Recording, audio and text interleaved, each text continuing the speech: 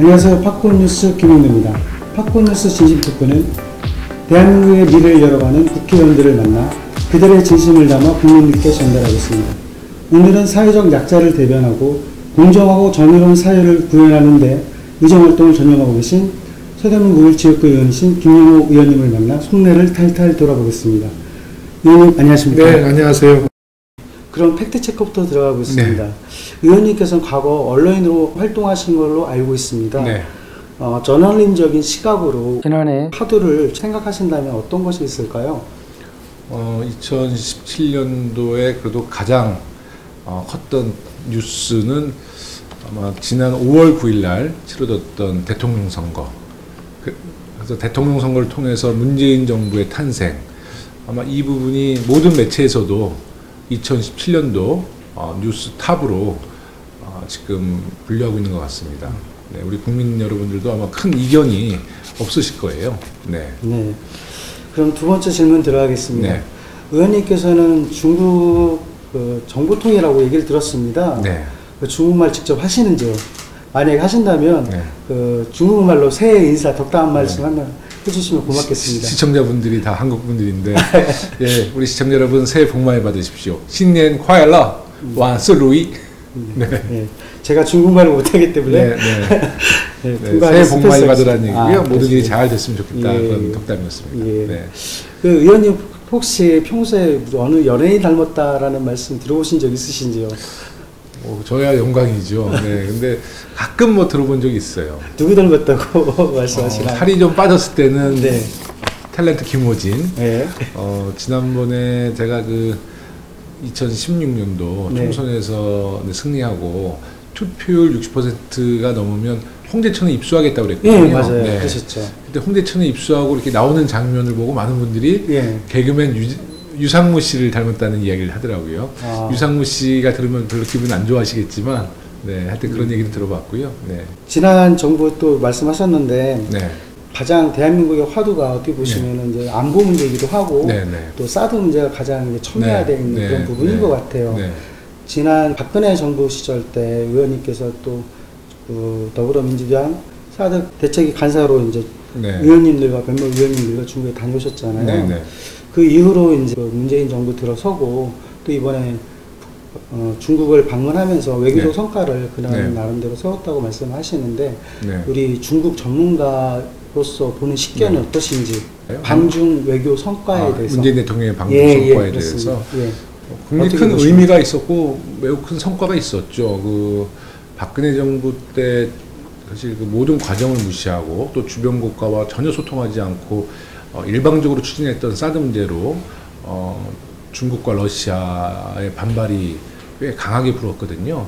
매우 복잡하고 다양한 문제입니다. 이것이 이제 한국과 중국 양국 간의 문제가 아니라 여기에는 미국, 일본 4대 강국이 다 관련이 돼 있었기 때문에 이 문제를 풀기는 정말 쉽지 않았거든요. 근데 문재인 대통령이 시진핑 국가주석과 3차례의 정상회담을 통해서 특히 지난번 12월 13일 국빈 자격으로 중국을 방문함으로써 사드 문제는 많이 해결이 됐다. 거의 해결이 다 됐다고 저는 평가하고 있습니다. 당연히 중국에서도 과정과 절차가 있겠죠. 해빙 모드로 가기 위해서는요. 이미 중국 지도부는 내부적으로 대통령의 방중 이후에 사드 문제에 대한 제재를 풀겠다는 아마 내부적으로는 약속이 되어 있는 것 같고요. 이제 절차와 과정이 남았는데 매우 빠른 속도로 정상화가 될 것이라고 저는 기대하고 있고 또 믿고 있습니다. 다른 얘기로 좀 넘어가 보겠습니다.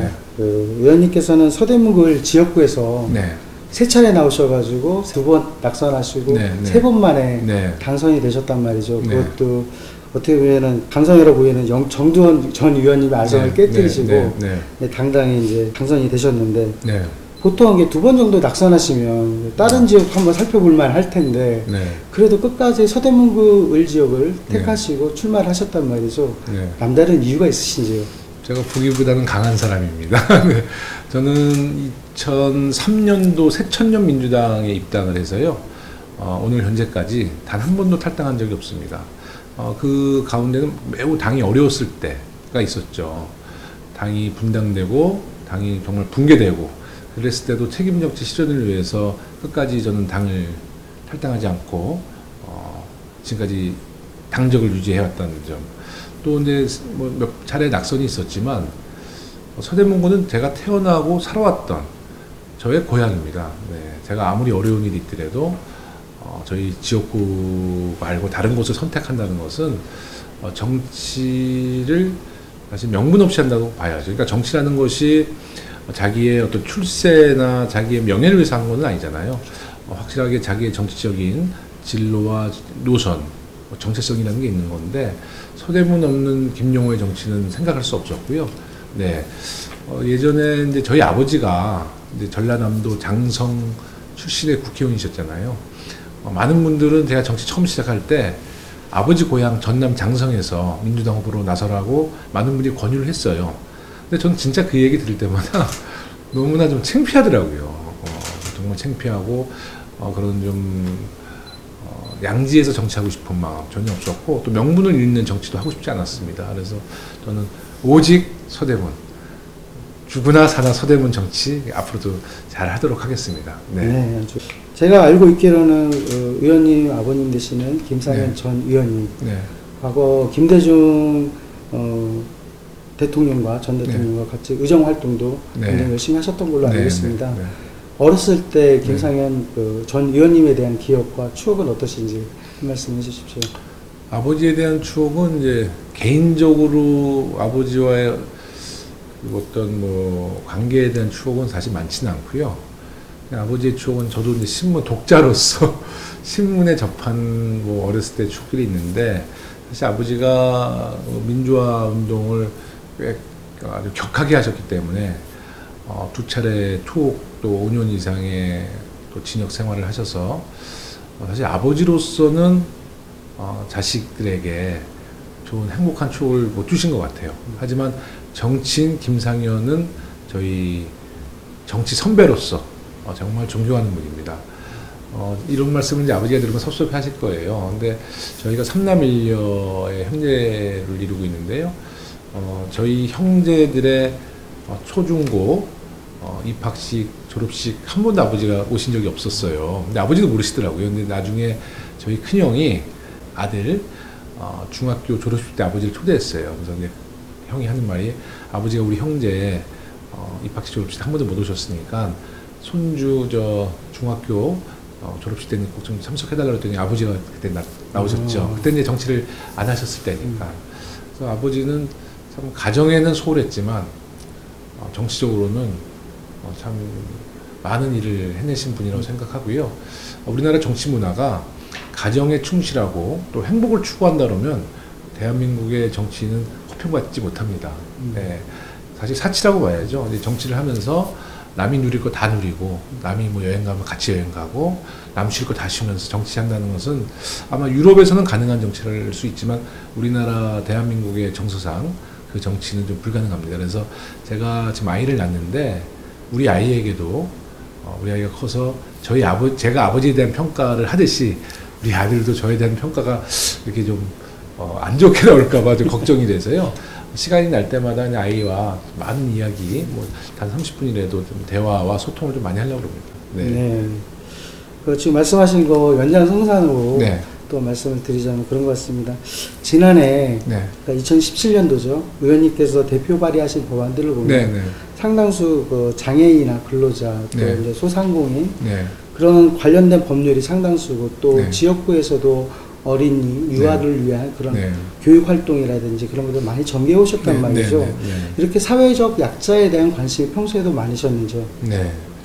정치를 하게 된 이유는 사회적 약자의 편에 서겠다는 저의 약속이었고요. 아마 저뿐 아니라 300명 국회의원 모두가 사회적 약자를 위해서 의정활동을 하지 않는다 그러면 당연히 그 사람은 국회의원에서는 안 된다고 봅니다. 이건 당연한 일이죠.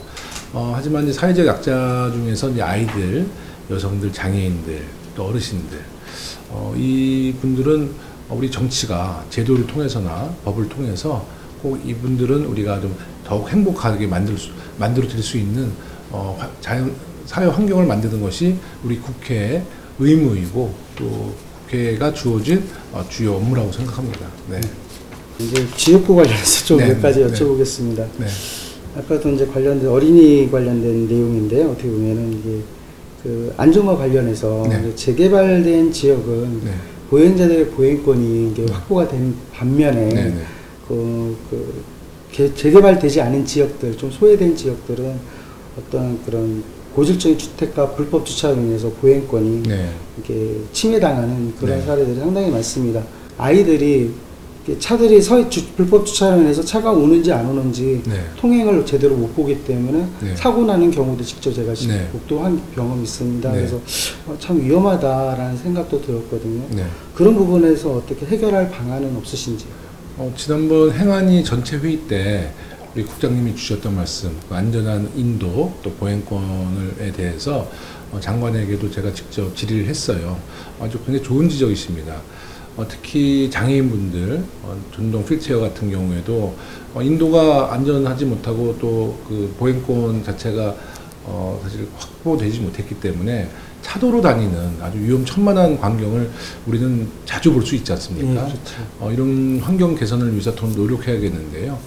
이제 예전에는 그 국가를 평가할 때 선진국이다 그러면 뭐 GNP나 GDP의 통계를 놓고 선진국을 평가했지만 정말 지금 말씀하신 대로 이제 선진국은 사회적 약자를 배려하는 사회, 특히 장애인들이 활동하는데 불편이 없이 만드는 어떤 인프라 구축, 이런 것이 선진국으로 가는 지름길이라고 봐요. 그러니까 우리나라가 경제 규모는 OECD 국가 중에서 한 10위 정도 된다고 그러지만 장애인에 대한 배려는 매우 부족합니다. 그래서 저는 이 장애인에 대한 이런 배려를 법을 통해서 또 예산 심의를 통해서 앞으로 확보하고 우리나라가 장애인이 행복한 나라를 만들기 위해서 더 노력하겠습니다. 장애인이 행복하면 그것은 아이들도 혜택이 있고 여성, 어르신들, 그래서 정말 사회적 약자가 충분히 보호받고 행복할 수 있는 안전한 사회 만들 수 있다고 봅니다. 그러니까 어떻게 보면 사회적 약자면 사회적 계층에서 벌써 제일 하위층인데 네. 그런 사람들이 정말 행복하게 잘 살아야지만 모두가 잘 살 수 있는 토대가 만들어집니다. 네, 맞습니다. 네. 다음 질문은요. 2016년 기준으로 서대문구 재정 자립도를 보니까 네. 서울시 25개 자치구 가운데 17위권 정도에 네. 머물러 있더라고요. 네. 어떻게 보면 다른 자치구의 발전 속도도 더디고 좀 이렇게 지역 경제가 좀 활성화되지 않은 부분이 있는데 그런 부분에서 여러 가지 뭐 이유가 있겠지만은 의원님께서 보셨을 때 이 지역 경제 활성화를 위한 방안이 무엇이라고 생각하시는지 좀 말씀해 주십시오. 서대문구 재정 자립도가 17이라는 것은 뭐 어제 오늘 얘기는 아니고요. 굉장히 재정 자립도가 낮을 수밖에 없는 환경이죠. 왜냐하면 서대문구에는 이화여자대학교, 연세대학교가 많은 부분을 차지하고 있고 또 이제 재정적으로 우리 서대문구가 재원을 확보할 수 있는 기업이 없어요. 그리고 주민세 정도로 재정을 확보하고 있기 때문에 재정 자립도가 아주 낮죠. 하지만 서대문구는 발전해야 되잖아요. 근데 서대문구가 그래도 그 행복 지수는 전국 2위를 차지했습니다. 네, 굉장히 놀라운 일입니다. 서대문구의 고층 빌딩, 뭐 집집마다 벤츠, BMW 자동차가 거의 없죠. 하지만 주민들은 굉장히 행복감을 느끼고 있대요. 근데 저는 그것을 어떻게 평가를 하냐면 서대문이 자연환경이 굉장히 좋거든요. 홍제천이 있죠. 안산, 백년산, 북한산, 삼각산, 인왕산. 이게 다 서대문 관내에 있습니다. 굉장히 환경적으로 좋고 또 오랫동안 살았던 원주민들이 많이 계셔서 굉장히 정이 넘치는 동네이기도 한데 저는 이제 우리 서대문구가 발전하기 위해서 좀 동력이 좀 부족한 것은 특히 서대문 을구, 남가자 1, 2동, 북가자 1, 2동, 홍은 1, 2동, 홍제 3동 이 지역에는 역세권이 한 군데도 없습니다. 그러니까 다시 말해서 지하철역이 한 군데도 없는 거예요. 역세권이 없다 보면 상권화가 생기지 않고요. 상권화가 없으면 유동인구가 없어지잖아요. 그래서 거의 주거 밀집 지역으로 돼 있는데 그래서 저는 지난 총선 때 김용호의 서대문구 8km 지하철 노선 공약을 내세웠어요. 그 공약도 내세울 때 참 제 양심에 사실 많은 고민이 있었습니다. 왜냐하면 과연 국회의원이 지하철 공약을 내세워도 되는가? 근데 그런 고민을 했었거든요. 19대 때도 이 공약을 내세우려고 하다가 아무래도 이건 국회의원 공약으로 내세우기는 좀 제 양심에 좀 찔리더라고요. 19대 때는 공약을 안 내세웠는데 역대 국회의원들, 역대 구청장들 단 한 명도 서대문구의 지하철에 대한 화두를 던진 사람이 없어요. 그래서 이거는 누가 총대를 매더라도 총대를 매야겠다. 저 김용호가 지하철이라는 화두를 던져서 국토교통부나 서울시에 취약한 도시철도 환경에 대해서 강력하게 어필해야겠다. 이제 이런 생각을 해서 20대 국회의원 총선 때 8km 지하철 노선 제가 이제 공약으로 내걸었는데요. 지금 이제 박원순 서울시장도 몇 차례 만나서 이런 부분 이야기했고, 또 국정감사 때도 제가 직접 문제 제기했었고요. 국토교통부에도 계속 지금 지속적으로 이야기를 하고 있습니다. 서대문에 이제 지하철이 생각처럼만 도입이 되면 서대문구는 교육 환경과 철도 서비스를 통해서 새로운 서대문의 희망을 만들어낼 수 있습니다. 그렇다고 해서 우리 서대문 을구가 무슨 유흥가 뭐 그렇게 전락하는 것은 아니고요. 우리 직장인들이 직장을 나갈 때 편리하게 도시철도 이용할 수 있도록 하고, 교육이 강한 서대문. 왜냐하면 연세대학 이대, 명지대, 그 명문대학교가 서대문에 있지 않습니까? 그래서 그런 것을 잘 활용해서 교육과 교통의 요충지 서대문구를 만드는 것이 저희 지역구의 꿈입니다. 이게 사실 서대문구가 어떻게 보면은 주거복지보다는 주거 환경에 좀 취약한 부분들이 많았었거든요. 그래서 그런 부분들을 또 의원님께서 세밀하게 또 보살펴 주신다 그러니까 더더욱 감사할 말씀이죠. 서대문구 주민들도 다 세금 내는데 왜 우리는 도시철도 서비스의 혜택을 못 받냐는 것이죠. 그래서 꼭 잘 아마 제가 이제 문제 제기를 하고 나서 서울시나 우리 국토교통부에서 서대문 일구에 취약한 교통 환경을 좀 알게 됐고요. 처음에 제가 문제 제기를 했을 때는 아무도 몰랐어요. 그래서 아니 서울시에 지하철이 없는 곳이 어딨냐, 다들 화들짝 놀라시더라고요.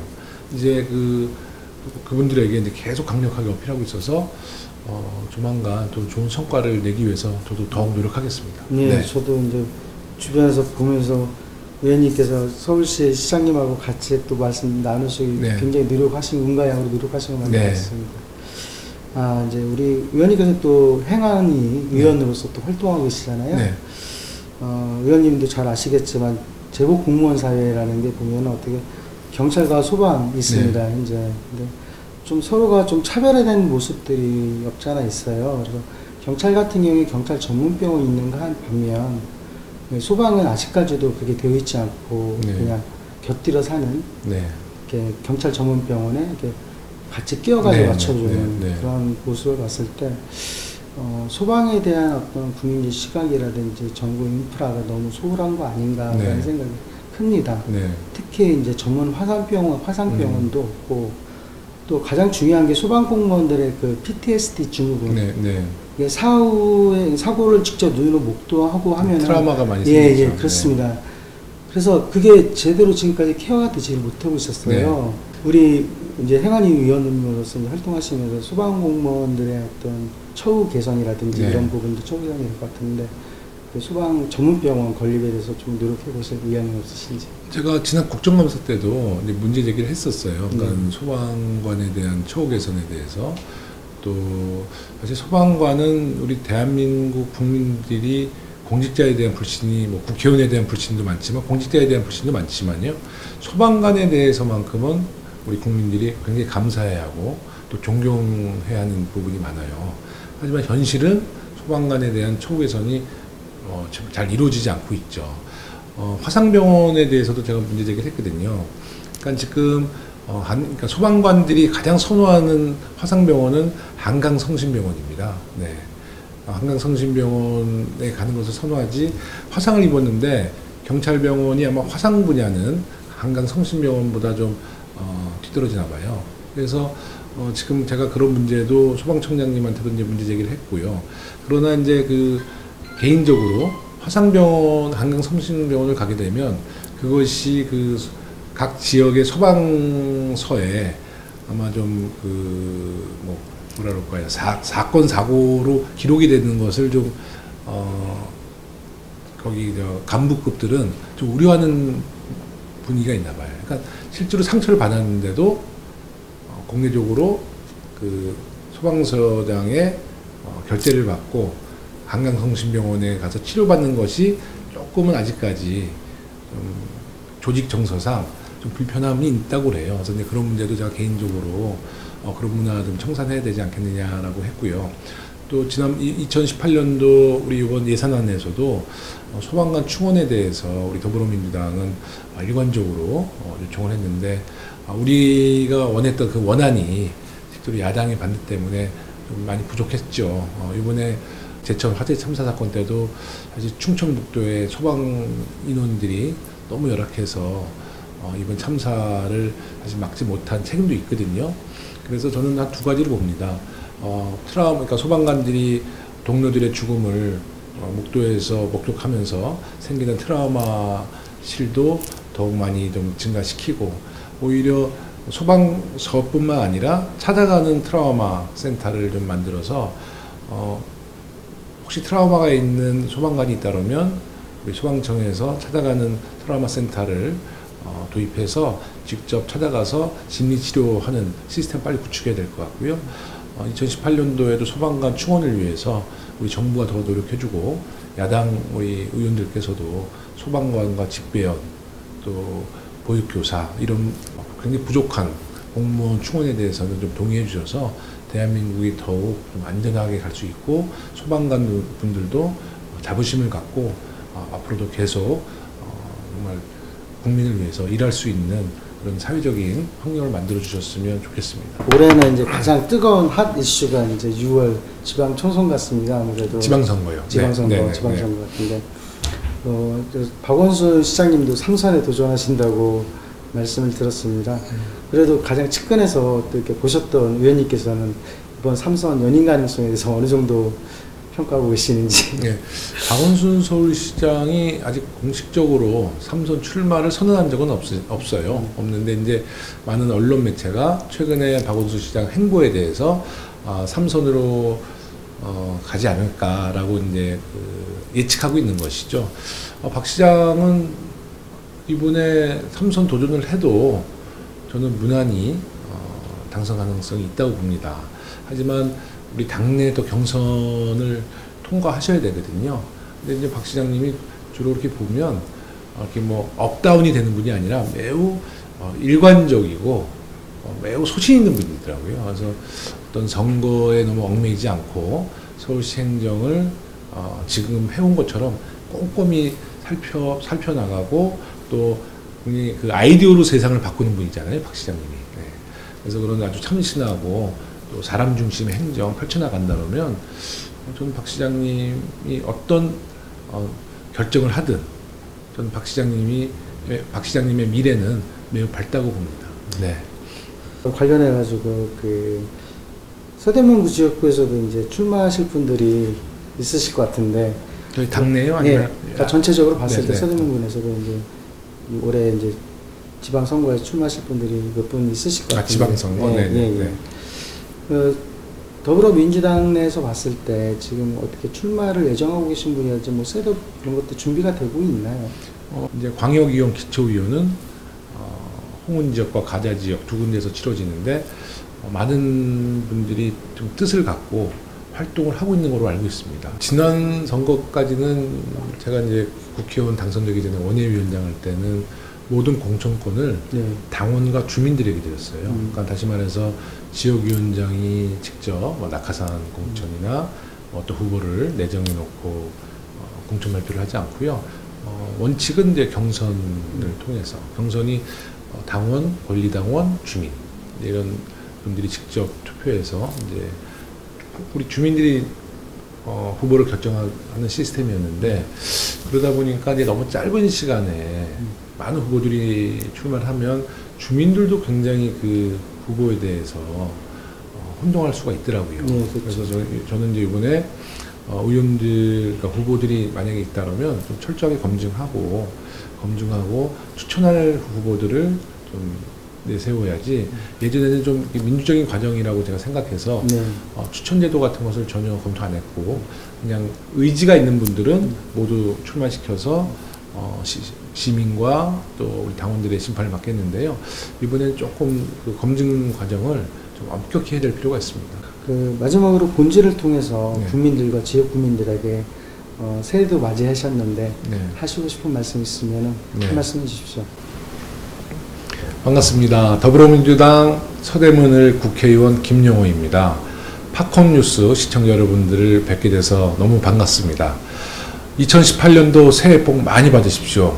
지난 2017년도는 우리가 한 해가 매우 격동기의 한 해를 보내왔습니다. 하지만 지난해에서 우리 국민들이 보여주신 실력과 지혜는 전 세계민들에게 큰 교훈이 됐을 것이라고 저는 생각합니다. 2018년도 한 해도 많은 어려움이 있을 수 있습니다. 하지만 우리 국민 여러분들께서 지난해에 보여주셨던 지혜 또 실력을 기초로 우리 정치인들도 국민들만 믿고 국민들만 바라보고 좋은 정치하면서 새로운 대한민국 함께 만들어 나가겠습니다. 2018년도도 문재인 대통령 또 더불어민주당 적극 지지해 주셔서 나라다운 나라, 국민이 주인 되는 세상 함께 만들어 주십시오. 고맙습니다.